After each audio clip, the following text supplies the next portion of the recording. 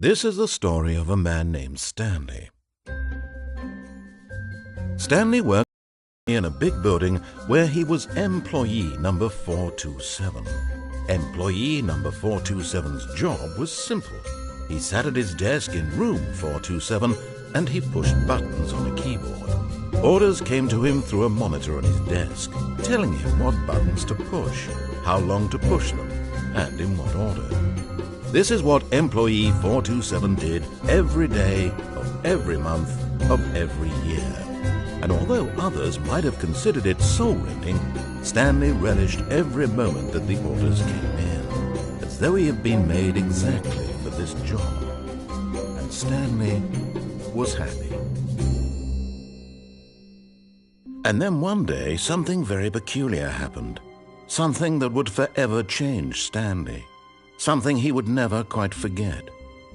He had been at his desk for nearly an hour when he realized that not one single order had arrived on the monitor for him to follow.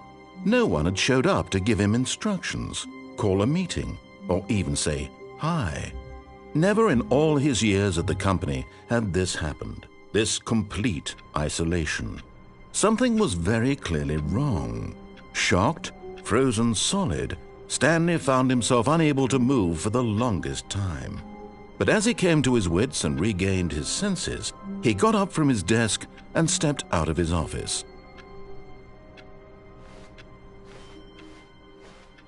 All of his co-workers were gone. What could it mean? Stanley decided to go to the meeting room. Perhaps he had simply missed a memo.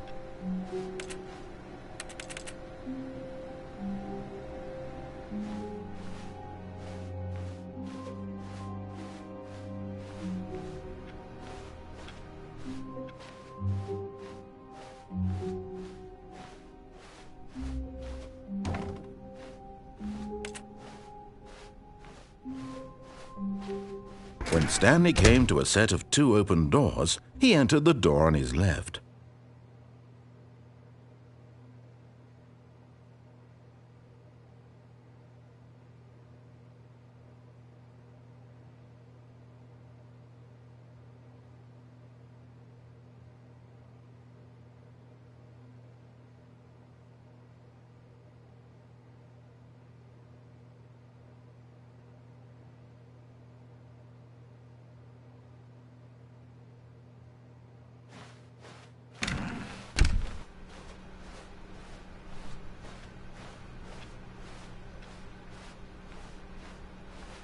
Yet there was not a single person here either. Feeling a wave of disbelief, Stanley decided to go up to his boss's office, hoping he might find an answer there.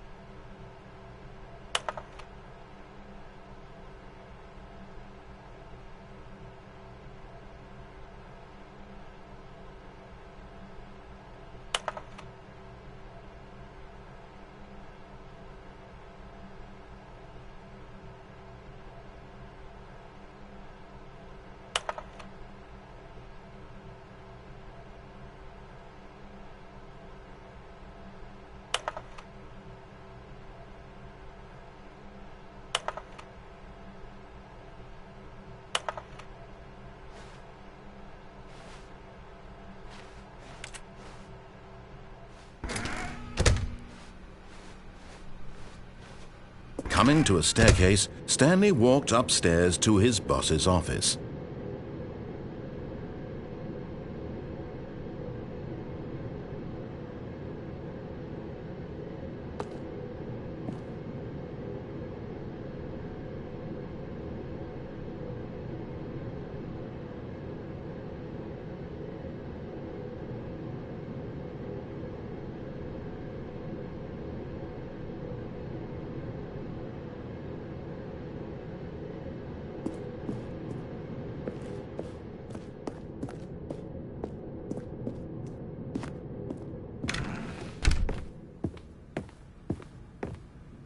Stepping into his manager's office, Stanley was once again stunned to discover not an indication of any human life. Shocked, unraveled, Stanley wondered in disbelief who orchestrated this, what dark secret was being held from him. What he could not have known was that the keypad behind the boss's desk guarded the terrible truth that his boss had been keeping from him, and so the boss had assigned it an extra secret PIN number. 2845. But of course, Stanley couldn't possibly have known this. Yet incredibly, by simply pushing random buttons on the keypad, Stanley happened to input the correct code by sheer luck. Amazing. He stepped into the newly opened passageway.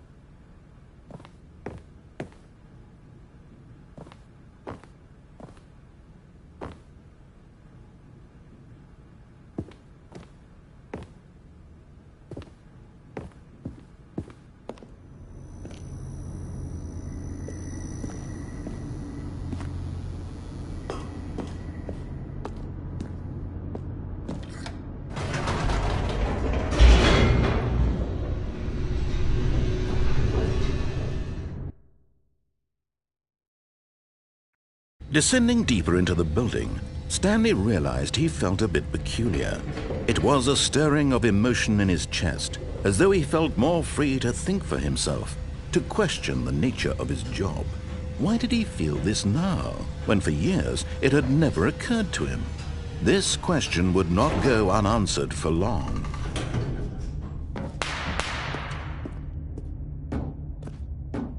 Stanley walked straight ahead through the large door that read Mind Control Facility.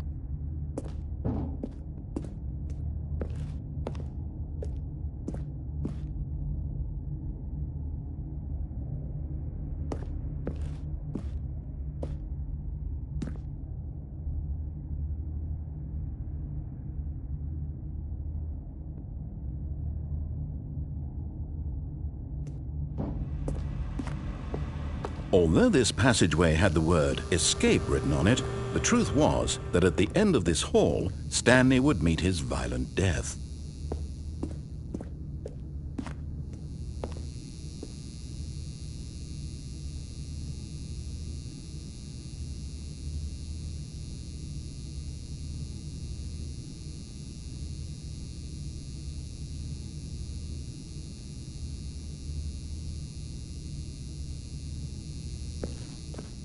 The door behind him was not shut.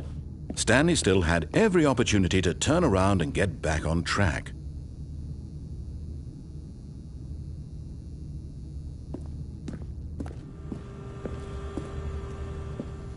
At this point, Stanley was making a conscious, concerted effort to walk forward and willingly confront his death.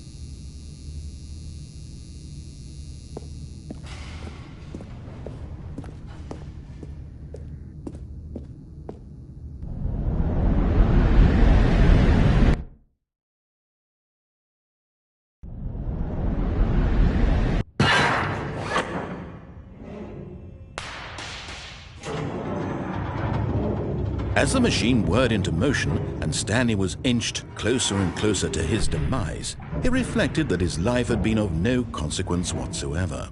Stanley can't see the bigger picture. He doesn't know the real story, trapped forever in his narrow vision of what this world is. Perhaps his death was of no great loss, like plucking the eyeballs from a blind man.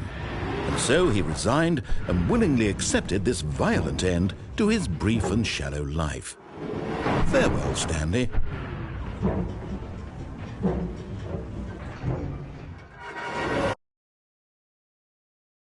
Farewell, Stanley, cried the narrator, as Stanley was led helplessly into the enormous metal jaws.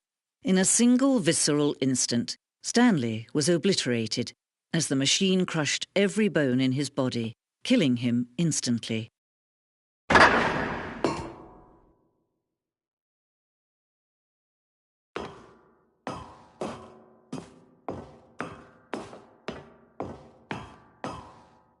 And yet it would be just a few minutes before Stanley would restart the game, back in his office, as alive as ever.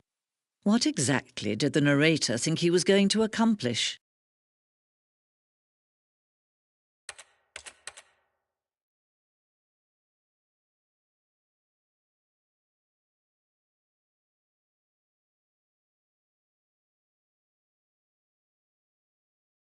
When every path you can walk has been created for you long in advance, death becomes meaningless, making life the same. Do you see now? Do you see that Stanley was already dead from the moment he hit start?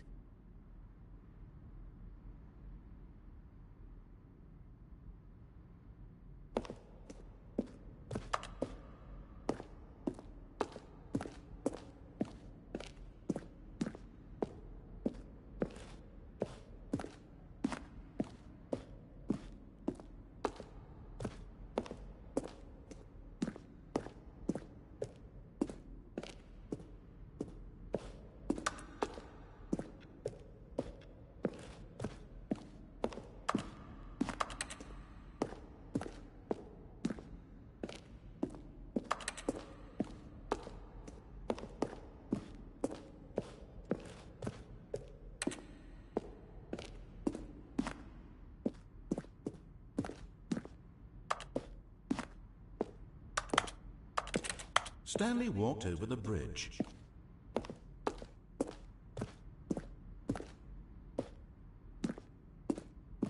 Then he pushed the number 4.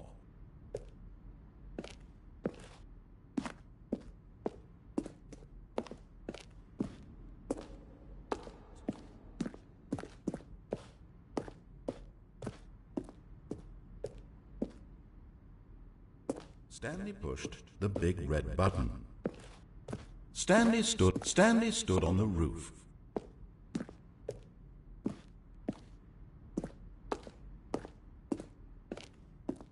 Stanley stood on the roof. Still nothing. I don't know. Well, in that case, I'll tell you what, you win.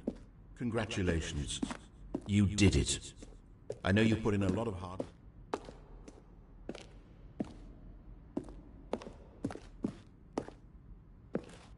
What do we do?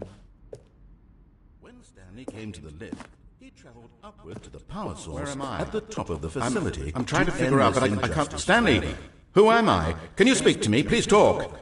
Have we done this before? Have we been in this room before? How many times have we done this? How many times have I said these exact words? Say something. Anything. Help me, Stanley. I don't know who I... What I... Stanley, help. Don't... Stanley pushed the orange lever. Stanley jumped in the river.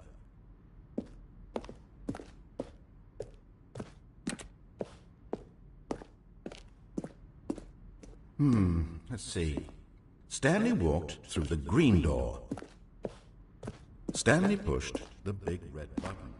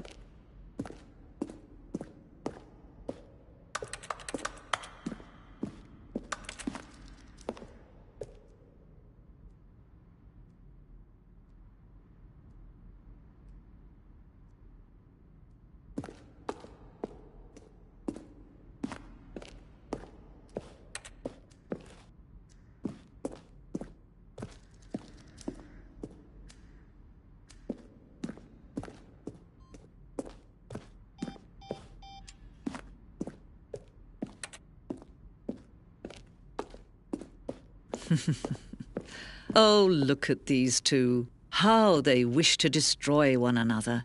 How they wish to control one another. How they both wish to be free.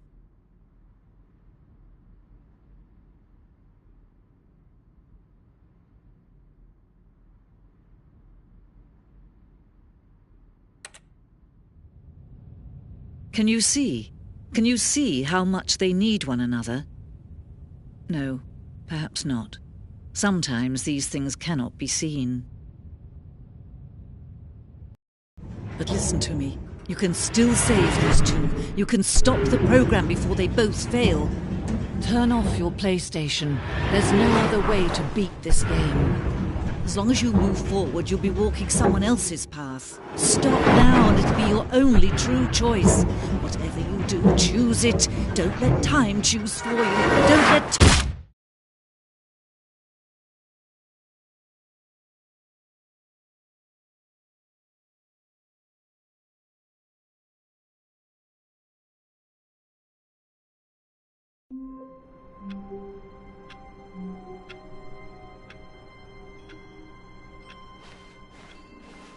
All of his co-workers were gone. What could it mean? Stanley decided to go to the meeting room. Perhaps he had simply missed a memo. No matter how hard Stanley looked, he couldn't find a trace of his co-workers. Stanley went around touching every little thing in the office, but it didn't make a single difference, nor did it advance the story in any way.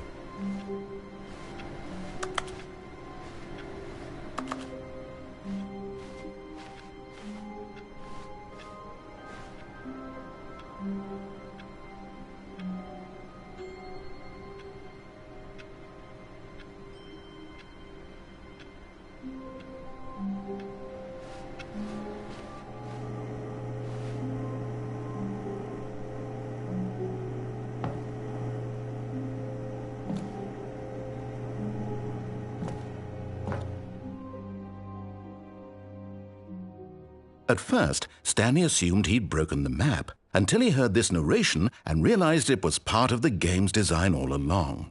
He then praised the game for its insightful and witty commentary into the nature of video game structure and its examination of structural narrative tropes. So, now that you're here, what do you think? Isn't this a fun and unique place to be? Why don't we take a minute just to drink it all in? Okay, I'm over it now. What do you think? Are you sick of this gag yet?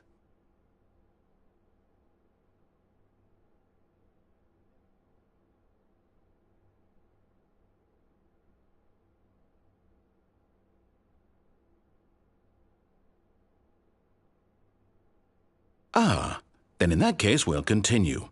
But now, here comes the real question. What do you think would have happened if you had told me that you wanted this to stop? Do you think it would have been particularly different? Would I have taken the same idea but rephrased it superficially to fit that answer? Perhaps you never would even have thought of it if I hadn't brought up the issue in the first place. Oh, now think about it. Will it be worth it for you to restart and then come back here just to do the other option? Clearly, this whole gag takes some time. What if the other option is even longer? How long will you spend in total just to have heard all the narration? Oh, and this is rich. Perhaps you've just played the other option, and now you've come to see what happens in this one. So, what do you think? Which choice was the better one? Imagine if you had selected Continue on your first playthrough, how tantalizing it would be not knowing what happens when you pick the other option. Indeed, you are one of the lucky ones. Though if the other option is really miserable to listen to, then perhaps you're not. In fact, I'm just going to say that no one who's listening to this is lucky. Well now, I've built up the other option so much that I'm going to stop talking and leave you to your decision whether to come back here, continue with the game, or just sit in this spot forever and ever. Cheers.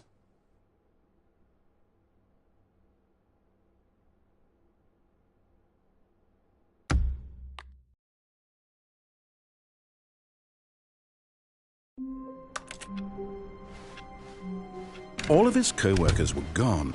What could it mean? Stanley decided to go to the meeting room. Perhaps he had simply missed a memo.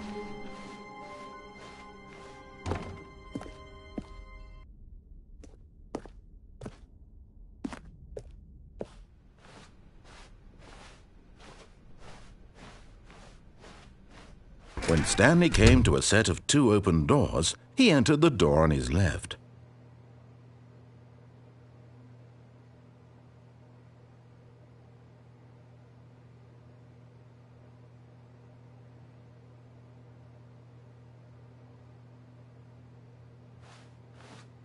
This was not the correct way to the meeting room, and Stanley knew it perfectly well. Perhaps he wanted to stop by the employee lounge first, just to admire it.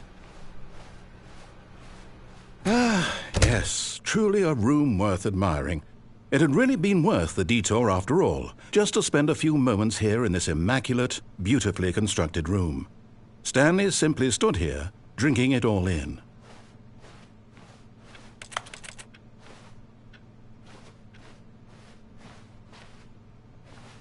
Yes, really, really worth it being here in the room. A room so utterly captivating that even though all your co-workers have mysteriously vanished, here you sit looking at these chairs and some paintings. Really worth it.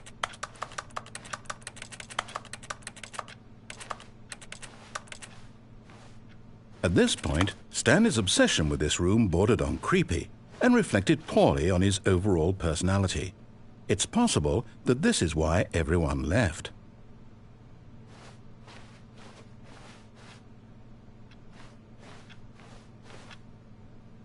Stanley sat around waiting for more dialogue, but when a long time had passed and there was no more, he decided that the game was trying to send him a message. But at last, he'd had enough of the amazing room and took the first open door on his left to get back to business.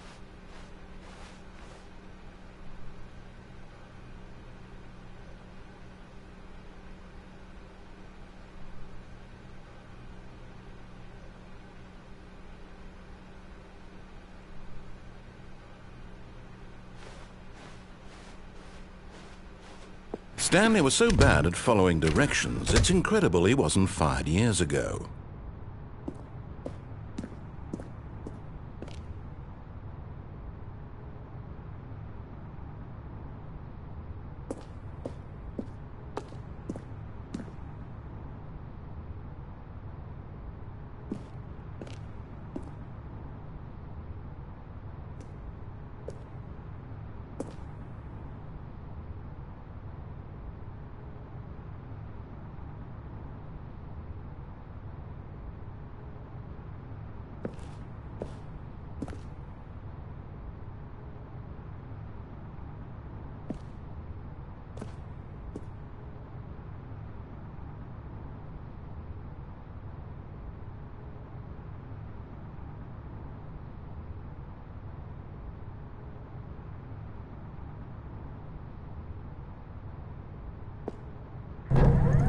Look, Stanley, I think perhaps we've gotten off on the wrong foot here.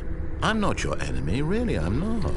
I realize that investing your trust in someone else can be difficult, but the fact is that the story has been about nothing but you all this time. What? Really? I was in the middle of something. Do you have zero consideration for others? Are you that convinced that I want something bad to happen to you? Why, I don't know how to convince you of this, but I really do want to help you, to show you something beautiful. Look, let me prove it. Let me prove that I'm on your side. Give me a chance.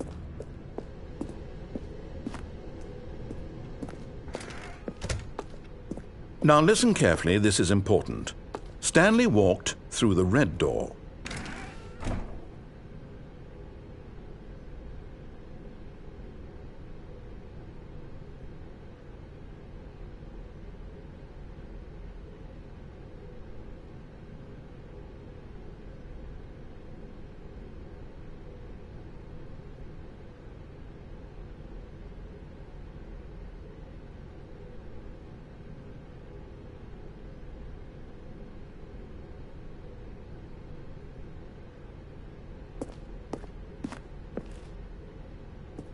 Oh, thank God you are willing to listen to me. Do you see that I really have wanted you to be happy all this time? The problem is all these choices. The two of us always trying to get somewhere that isn't here. Running and running and running, just the way you're doing right now. Don't you see that it's killing us, Stanley? I wanted to stop. We would both be so much happier if we just stopped. And I think I have a solution. Here, let me show you.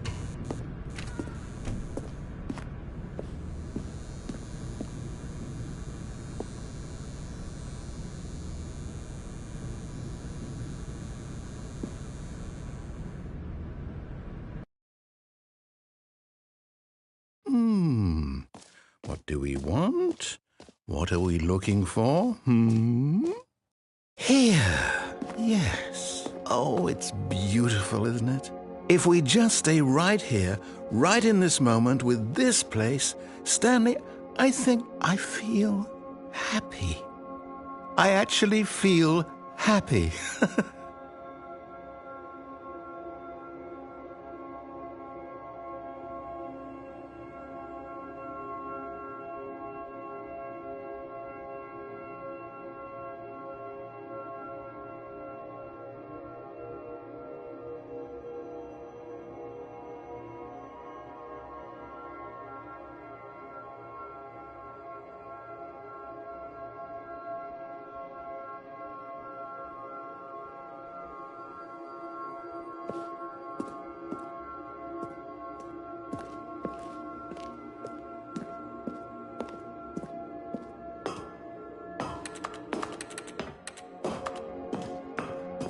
No, wait.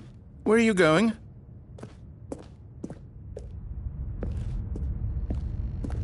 Oh, no. Stay away from those stairs. If you hurt yourself, if you die, the game will reset. We'll lose all of this.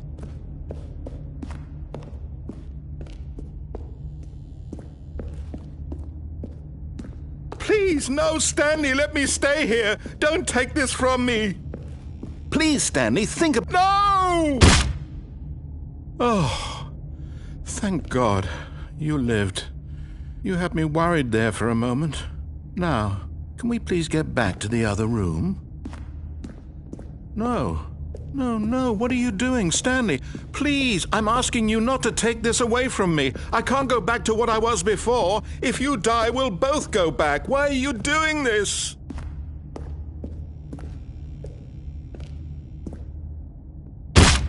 Stanley, let's go back to the other room. Can you do that for me?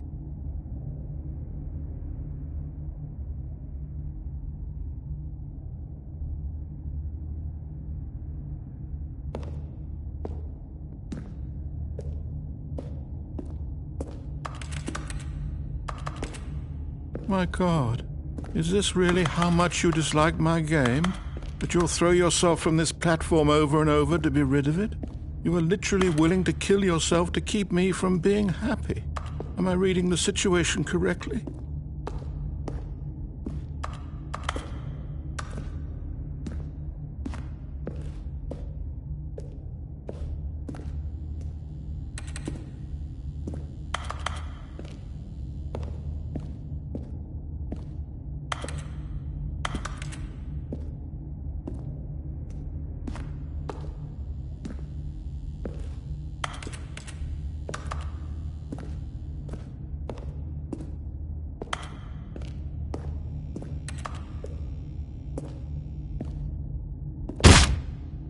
Or maybe you're just getting a kick out of it.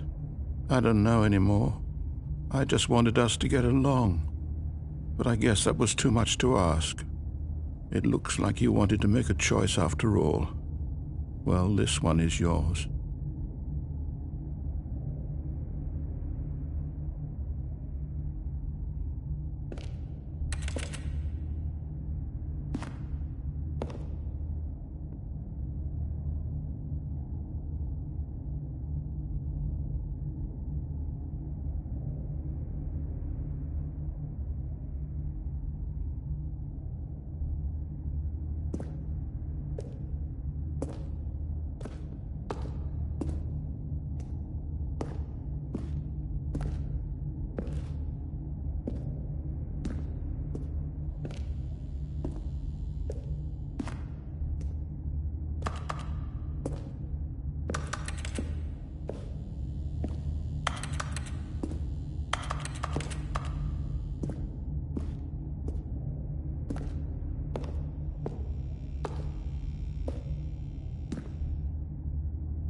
Is it over?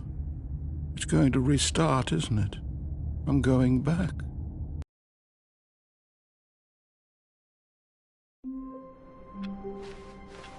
All of his co-workers were gone.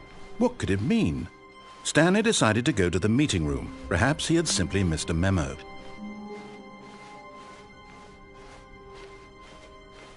When Stanley came to a set of 2 open doors, he entered the door on his left.